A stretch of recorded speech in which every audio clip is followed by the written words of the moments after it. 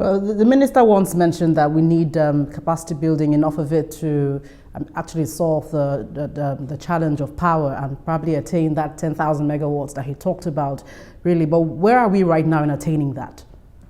I think, we've really gone, really far in terms of our own ability, to really develop, the right, caliber of, staff, to really come into the network. And before now, there was a gap in terms of capacity building in the power sector for about 20 years before 2009. Structural training, that is organized, well-structured, training in the power sector ceased.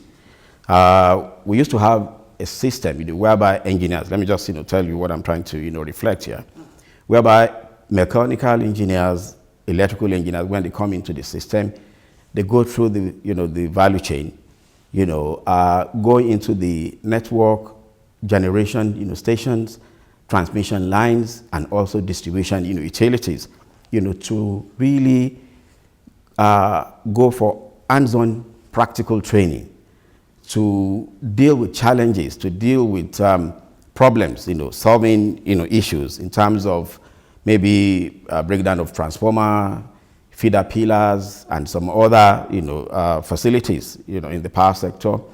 They do practical hands-on, solving problem solution, in terms of, approach, to getting things, right. But you see, now there seems to be the challenge, that the utilities are not really coming forward to fund, training. And before now, it used to be, a responsibility under MITO, whereby it's kind of a collective pool. You bring, money and the NAPTIN, trains, wide. That is the system, both in generation, transmission, distribution. But now, we are restricted, to having to go out to market, this training. I think, we are all working together now to ensure, that we really sell, our products, all through, to the utilities. And fortunately, they are coming in. As I'm speaking with you, we have trainees in our Kanji Training Center, from Abuja, DISCO, who are undergoing training in DSO, that is distribution substation, operation, system. And by the time they are out of, that they will be able to do their job, more professionally, and which will be, very good for the system. How much is the government earmarking for the training? Well, I'll talk about the appropriation, because now, NAPTIN is under appropriation, government, appropriation, both, for staff maintenance and also for capital, projects. But, for training, government, because of the privatization, has left it, to the utilities to come in, to buy their training. For now, government spends money on maintaining NAPTIN, overhead, and at the same time for projects, capital projects, development. And they've really been very, very supportive, in these, two areas. Let's talk about clean and renewable energy, that the world has embraced practically. Do we have the capacity or even the resource to go in that direction? Yeah, I think we do, and it's the future of, energy in Nigeria, but it's fastly, growing. And NAPTIN as a training institute, we're keen into this. I must really talk about government, here as well, because we have an agreement, with GIZ, and that one comes up under Nigeria Energy Support, program, which is a product, of bilateral relationship between Nigeria and the German, government.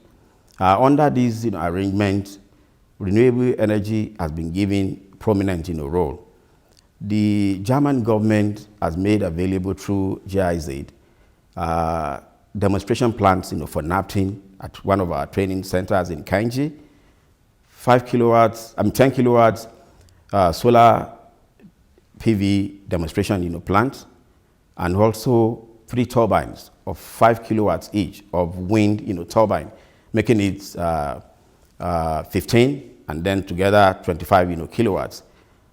This is an off, grid, plant that we use, in training, young Nigerians, to embrace, the renewable energy project.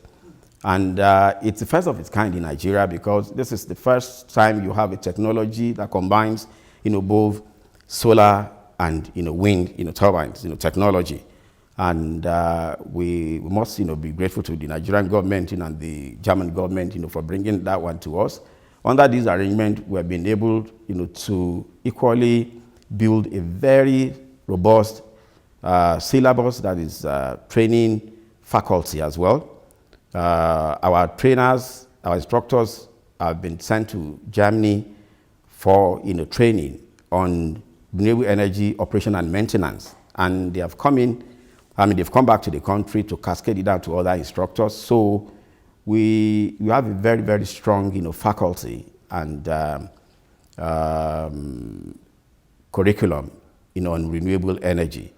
Don't forget that the target of the government is that by 2030 we should have 30% of renewable energy in the energy mix. And that's feasible.